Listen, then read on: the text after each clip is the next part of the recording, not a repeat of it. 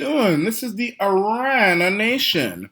And the Iran Nation is going to be doing something it has never done before. We are going to be taking videos from YouTube, the most ridiculous videos on YouTube, and we're going to comment on them.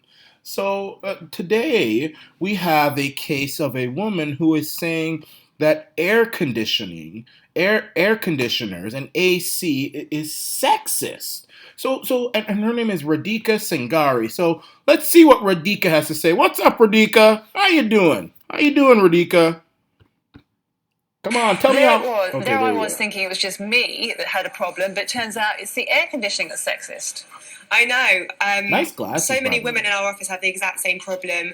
We just sit there absolutely freezing at our desks trying to type. I know, right? You can probably tell I've got a cold right now, which I blame all on the AC. Oh gosh, I'm sorry. Hope And you so get it's just better. so actually quite nice to see this research. Yeah. It's just such a relief to know that there's actually proof that this is happening, that women, do feel the cold more than men, and that the AC in offices is normally regulated more for a male's temperature than a woman's.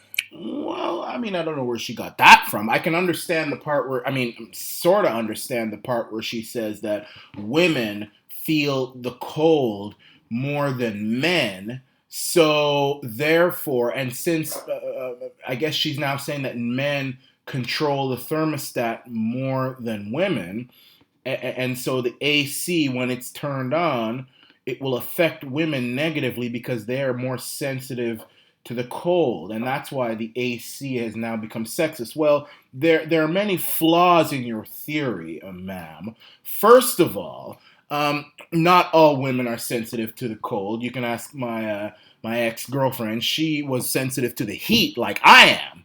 And I think it mostly has to do with your the way your body is. I think that's what it is. I mean, you go to her house, my ex's house. I mean, it's like an igloo. Sometimes I would even have to close the window because it got too cold for me. Are you saying she says her house must be the most sexist place on the planet then? And she's a woman. So that's flawed. I don't think it has anything to do with your sex. It has to do with the way your body is and what you have conditioned your body to get used to. I always have a fan on in my room. My window is open, even sometimes in winter, so my body is conditioned to be more accepting to cool than to heat. I sweat when the temperature goes up even a little bit in my house. So it's just, that's not true. But let's listen to more of Radhika. And it's an explanation for these constant battles you'll see in offices right across the country between the sexes for control of their office thermostat. Yeah, exactly. And I think, Right. one of the biggest problems is that often in offices, it is men who control temperatures. That's just something I've found anecdotally. Not really, actually, to be honest with you. I've found, not just in your office, but in school and when you're in a relationship, it's the woman who will guard that thermostat like a tiger. And if you so much as even look at it, she gonna tear your ears off. I mean, I think part of the I think part of the reason why me and my ex broke up is because, like as I said, I'm sensitive to the heat, so I like it cold. But when she's more sensitive to the heat, she likes it freezing. And sometimes I would close, like when I go over to her place, I'd close her window. Yeah, don't you touch my window! What the hell are you thinking?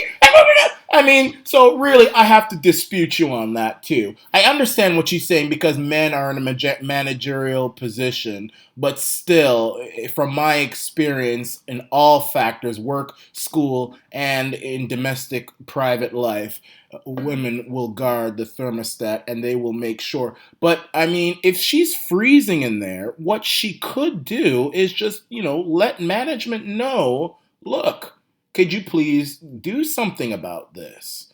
You get what you negotiate for. And I have a feeling that she's not negotiating for everything, for anything.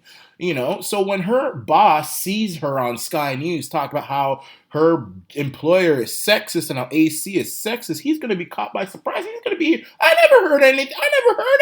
I didn't hear anything about how it was cold or how it was too cold or too hot. She probably was just sitting there in her cubicle with a pout on her face, bitching on Facebook about how cold her office is, and you just ask. And if they say no, then go next time. Come to work with a coat or get a blanket or something. You get what you negotiate. And if you are unsuccessful with the negotiations, then you improvise. Right, Radhika? No. And because majority of the men in offices seem to be absolutely fine with the temperatures, women kind of just sit there on the corner feeling absolutely frozen. No, let me tell you something. Men are the biggest complainers on the planet, and she's right about the thing about women will just sit there and just grin and bear it. And women do have a better. They're more disciplined when it comes to discomfort. They can handle discomfort more than men. I don't know if it has something to do with their biological makeup, their childbearing and all that stuff. But men, I mean, when I'm at work, when I'm at school, wherever, men are the ones who will complain about how hot it is or how cold it is, and they will complain about anything. I mean, whether a little bit of pain, and you'll hear the men. That's why you hear something called man flu. So no, men are never fine with it. And as I mentioned, when they try to do something about it, which men will try to do something about it, the women will tear you up. But then when women are upset or discomforted or something, they will just sit there and just not say anything. I mean, you get what you negotiate for, women. Come on. Don't, Radhika, come on. Radhika, you got smart people glasses on. I expected you to be a little bit more intelligent than this. And, often, actually, nothing's being done to help them. And, it might sound like a bit of a silly, light-hearted issue, but it's really uncomfortable being freezing at your desk every day. Take it from me. No, it's uncomfortable to be boiling as well. What I've often found is you go in on a really hot summer's day, you're wearing summer clothes, you go into an office and it's absolutely freezing. Mm-hmm. I think even for some men it must be too cold. Mm-hmm. I don't understand why air conditioning is often so cold. So what you have to do is then take a jumper in with you, put that jumper on in order to be able to function.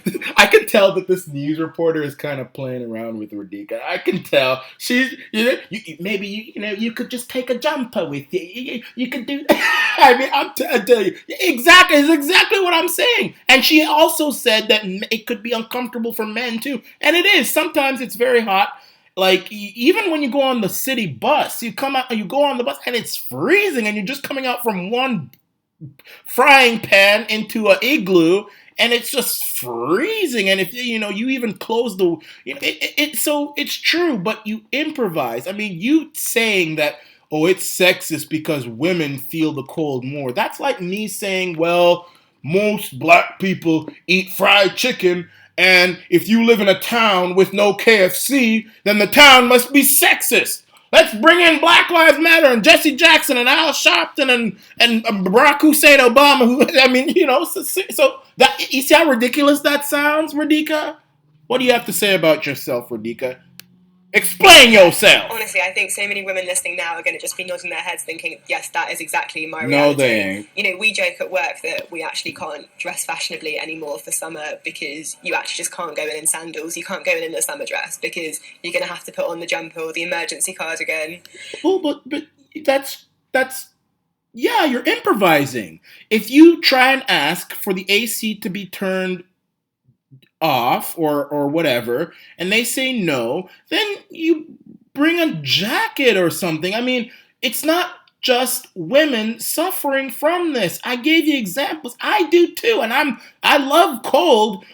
I don't like winter. I like spring and summer, but I mean, when I'm inside, I like temperature to be, a little cool, but sometimes you go inside and it's freezing, so what will I do? I'm not going to say it's racist, it's sexist.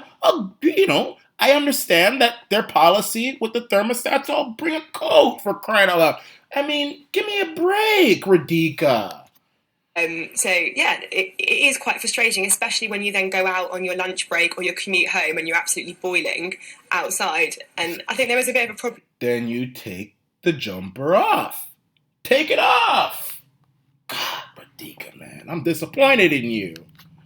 When it's warmer outside than it is inside your office. So what's the solution then? Because we can't have men overheating in the offices, can we? Damn right. No, and we can't have women who are sensitive to the heat overheating as well. It's not a woman or man issue, it's a body issue. I think it is just essentially common sense. So if an office is noticing that a number of women are complaining about the cold, they need to be more flexible. They need to actually kind of Damn right. lower it and not just say, but the men are fine. Now there is actually proof that this is actually an issue. Yeah, but are the women actually complaining, or are they doing like what you're doing and just sitting there with this pout on their face, complaining to themselves about how cold it is? I mean, if you were saying to me that I go to my management hundreds of times a day telling them, please turn it down, turn off the AC, I have a cold, I'm sensitive, and they say, no, you're blah blah blah, everybody else is fine with it, you sit down and shut up, and all your people and all your co-workers are men, then you have a case. I'll be standing there with you, complaining with you. But I have a feeling that's not what you're doing, Miss Radhika, with your glasses on. To kind of take women's considerations into account, and you know what, maybe there could be more flexibility with men not having to wear suits in some offices, and they can come in t-shirts or whatever they need to be the right temperature. Oh my gosh, I feel like I just wasted 13 minutes of my life talking about this woman. So there you have it, folks. ACs are sexist. So the next time you are dating a significant other man, make sure you don't have the AC on, because that just might be sexist. And this is the Arana Nation.